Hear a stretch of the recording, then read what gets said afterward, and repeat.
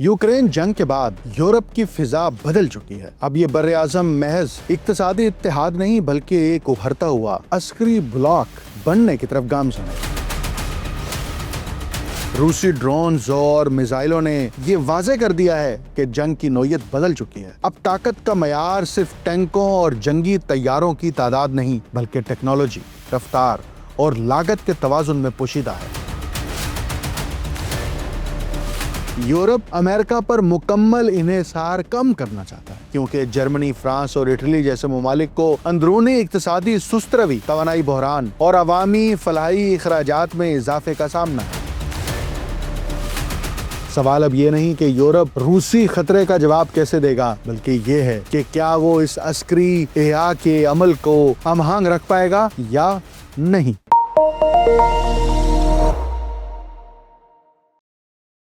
आप देख रहे हैं untold story with doctor Akmal Soomro. Ukraine जंग के बाद यूरोप की फिजा बदल चुकी है। अब ये बर आज़म महज इक्तिसादी इत्तेहाद नहीं बल्कि एक उभरता हुआ अस्करी ब्लॉक बनने की तरफ गामज़न है। पोलैंड से लेकर बरतानिया तक दिफाई अखराजात में इजाफा, कम लागत मगर मौसर फ़िज़ाई सिस्टम्स की तैयारी और नेटो के नए अहदाफ इस बात का ऐलान है कि यूरोप अब सलामती के सवाल को वजूदी मसला समझने लगा है। रूसी ड्रोन्स और मिसाइलों ने ये वाज़े कर दिया है कि जंग की नौयत बदल चुकी है। अब ताकत का मयार सिर्फ टैंकों और जंगी तैयारों की तादाद नहीं बल्कि टेक्नोलॉजी, रफ्तार और लागत के तवाज़ुन में पोशीदा है। ऐसे में यूरोप का हालिया दिफाई इत्तेहाद दरअसल एक बड़े जुग्राफियाई और नज़रियाती तगय्युर की अलामत है, जहाँ मईशत, सियासत और अस्करी स्ट्रेटजी एक नई सिमत इख्तियार कर रही हैं। यूरोप के 5 बड़े ममालिक पोलैंड, जर्मनी, फ्रांस, इटली और बरतानिया की जानिब से कम लागत वाले एयर डिफेंस सिस्टम की मुश्तरका तैयारी और ख़रीदारी का फ़ैसला महज एक डिफेंस के हवाले से इक़दाम नहीं बल्कि बदलते हुए आलमी निज़ाम की अलामत है। पोलैंड में होने वाले यूरोपीय ग्रुप ऑफ E5 के इजलास में इस मंसूबे का ऐलान इस बात का इजहार है कि यूरोप अब अपनी सिक्योरिटी के मामले में ज़्यादा खुद मुख्तार और फ़ाल किरदार इख्तियार करना चाहता है। हमें अब जुग्राफियाई सियासत का नया मरहला समझना होगा। रूस यूक्रेन जंग के बाद यूरोप के जुग्राफियाई खदशात ने एक नई शिद्दत इख्तियार की है। रूस की जानिब से मशरकी यूरोप में अस्करी सरगर्मियों और बेलारूस के साथ इसके स्ट्रेटेजिक ताउन ने नेटो की मशरकी सरहदों को मुसलसल दबाव में रखा है। नेटो फ़िज़ाई हदूद में दरअंदाजियों और ड्रोन हमलों की नौयत ने रवायती जंगी तैयारियों को नाकाफ़ी बना दिया है। इस पस मंज़र में low cost effectors and autonomous platforms यानी लीप जैसे मंसूबे दरअसल इस इतराफ़ का इजहार हैं कि आइंदा जंगें महंगे जंगी तैयारों से ज़्यादा कम कीमत, तेज़ रफ्तार और ख़ुदकार सिस्टम्स के ज़रिए लड़ी जाएंगी। ये इक़दाम उस बड़े रुझान का हिस्सा है जिसे बैनुल-अक़वामी ताल्लुकात में सिक्योरिटाइजेशन ऑफ टेक्नोलॉजी कहा जा रहा है। यानी टेक्नोलॉजी अब महज इक़्तिसादी तरक्की का ज़रिया नहीं बल्कि रियासती बका का बुनियादी सतून बन चुकी है। दूसरा अहम पहलू ये है, नेटो और यूरोपीय स्ट्रेटेजिक खुद मुख्तारी के तनाजुर को देखना ज़रूरी है। पोलैंड में होने वाले इस इजलास में नेटो की नायब सेक्रेटरी जनरल और यूरोपीय यूनियन की खारजा पॉलिसी की सरबराह की मौजूदगी इस अमर की अलामत है। ये मंसूबा नेटो के ढांचे से मुतसादिम नहीं बल्कि इसी से मुंसलिक है। ताहम इसके अंदर एक अहम पैगाम भी पोशीदा है। यूरोप अमेरिका पर मुकम्मल इन्हिसार कम करना चाहता है। अमेरिका की अंदरूनी सियासी तकसीम, दिफाई तरजीहात का एशिया की जानिब झुकाव और यूक्रेन जंग के अखराजात ने यूरोपीय क़यादत को ये एहसास दिलाया है कि इज्तिमाई सिक्योरिटी के लिए उन्हें अपने सनती और अस्करी सलाहियतों को बढ़ाना होगा। कम लागत वाले एयर डिफेंस सिस्टम्स दिफाई अखराजात के बढ़ते हुए बोझ का एक मुआशी हल भी हैं क्योंकि जर्मनी, फ्रांस और इटली जैसे ममालिक को अंदरूनी इक्तिसादी सुस्त रवी, तवानाई बहरान और अवामी फलाही अखराजात में इजाफे का सामना है। तीसरा पहलू ये है, यूरोप के दाखिली मसाइल اور دفاعی صنعت۔ یہ فیصلہ یورپ کی دفاعی صنعت کو بحال کرنے کی کوشش بھی ہے۔ گزشتہ 3 دہائیوں میں یورپی ممالک نے دفاعی بجٹ کم کیے، جس کا نتیجہ یہ نکلا کہ ان کی پیداواری صلاحیت سکڑ گئی۔ اب روسی خطرے کے بیانیے نے دفاعی صنعت کو دوبارہ ترجیحی شعبہ بنا دیا ہے۔ مشترکہ منصوبہ نہ صرف لاگت کم کرے گا بلکہ ڈیفنس انٹیگریشن کو بھی فروغ دے گا۔ تاہم اس کے اندر سیاسی پیچیدگیاں بھی ہیں۔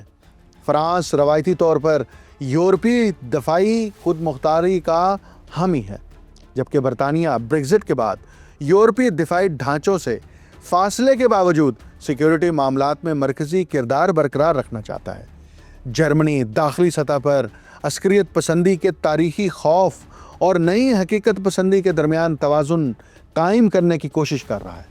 اسی طرح چوتھا عنصر بین الاقوامی تعلقات میں تبدیل ہوتا رجحان ہے۔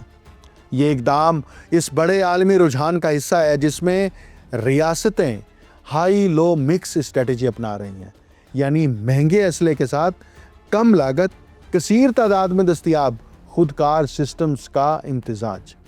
یوکرین جنگ نے ثابت کیا ہے کہ سستے ڈرون بھی اربوں ڈالر کے ہتھیاروں کو ناکارہ بنا سکتے ہیں۔ اس تناظر میں لیپ منصوبہ مستقبل کی جنگی حکمت عملی کا پیش خیمہ ہے۔ یہ قدم اس بات کا مظہر ہے کہ یورپ اب ڈیٹرنس یعنی ڈینائل کی حکمت عملی اختیار کر رہا ہے، یعنی دشمن کو حملے سے باز رکھنے کے لیے اسے یہ یقین دلانا کہ اس کا حملہ مؤثر ثابت نہیں ہوگا۔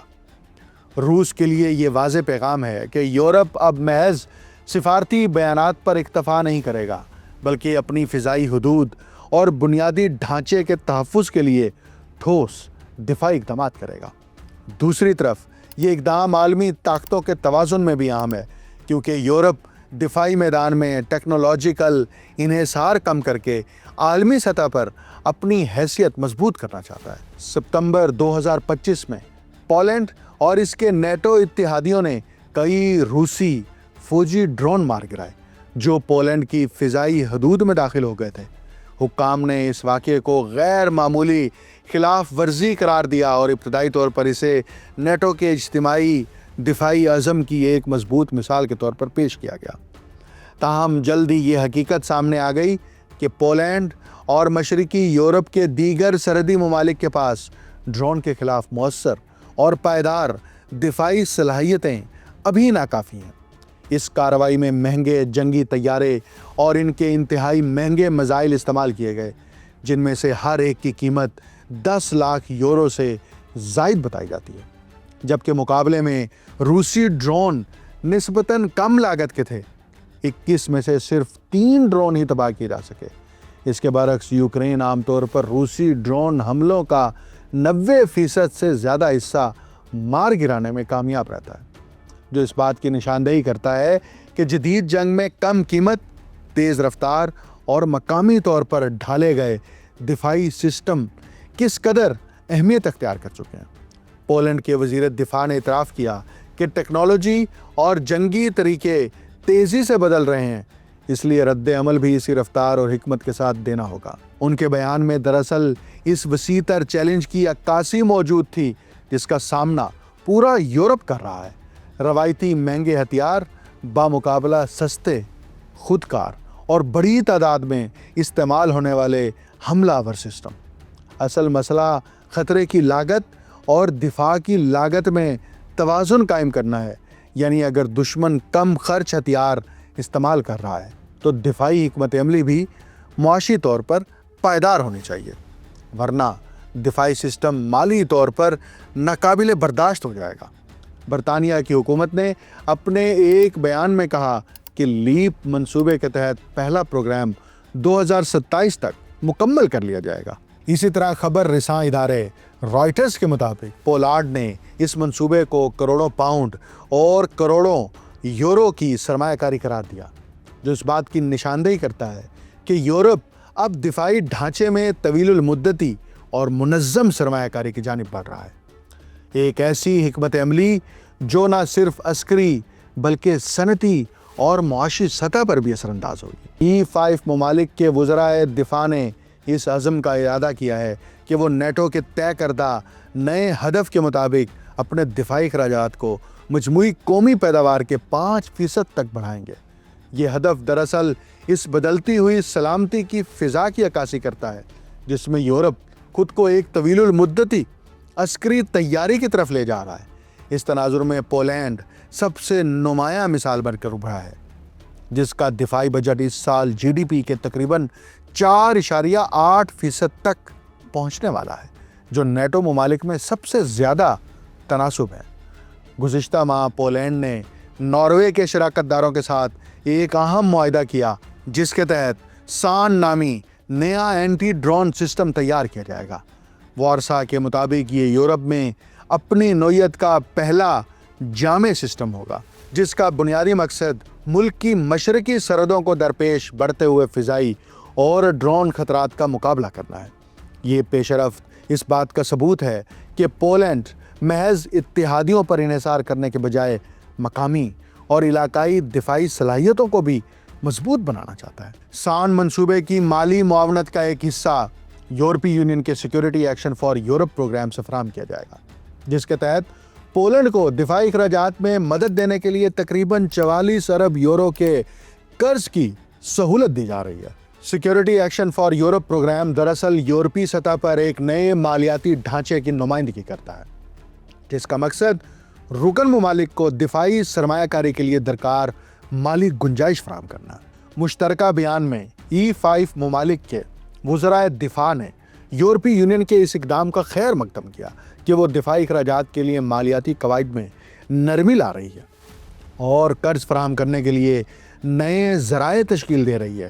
یہ قدم اس وسیع تر رجحان کی نشاندہی کرتا ہے جس میں یورپی یونین محض اقتصادی اتحاد نہیں بلکہ بتدریج ایک سیکیورٹی ایکٹر کے طور پر بھی اپنی شناخت مضبوط کر رہی ہے۔ تاہم security action for Europe programme Poland کی داخلی سیاست میں تنازع کا باعث بن چکا ہے۔ دائیں بازو کی اپوزیشن نے صدر کیرول ناروکی سے مطالبہ کیا ہے کہ وہ ان فنڈز کو روکنے کی کوشش کریں۔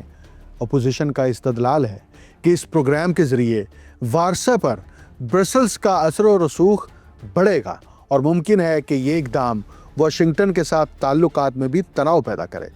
اس طرح دفاعی خود مختاری کی یہ کوشش داخلی خود مختاری اور جغرافیائی توازن کے سوالات سے بھی جڑی ہوئی ہے، ایک ایسا تضاد جو آج کے یورپ کی سیاست کا بنیادی چیلنج بن چکا ہے۔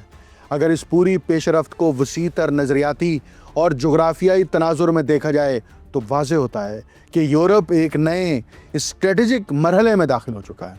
نیٹو کے اندر دفاعی اخراجات میں اضافہ، یورپی یونین کی مالیاتی معاونت کے نئے ڈھانچے اور پولینڈ جیسے ممالک کی سرحدی عسکری تیاری دراصل اس بات کا اظہار ہے کہ بر اعظم اب امن کے بعد کی سیاست سے نکل کر مسلسل غیر یقینی سیکیورٹی کے عہد میں قدم رکھ رہا ہے۔ یہ صرف ہتھیاروں کی خریداری نہیں بلکہ طاقت کے توازن، صنعتی پالیسی، ٹیکنالوجیکل خود مختاری اور سیاسی اقتدار کی نئی تشکیل کا عمل ہے۔ سوال اب یہ نہیں کہ یورپ روسی خطرے کا جواب کیسے دے گا، بلکہ یہ ہے کہ کیا وہ اس عسکری احیاء کے عمل کو اپنی جمہوری اقدار، معاشی استحکام اور داخلی اتحاد کے ساتھ ہم آہنگ رکھ پائے گا یا نہیں۔ یہی توازن آنے والے برسوں میں یورپ کی عالمی حیثیت اور اس کے اسٹریٹجک مستقبل کا تعین کرے گا۔ مجھے ڈاکٹر اکمل سمرو کو اجازت دیجیے۔ اللہ حافظ۔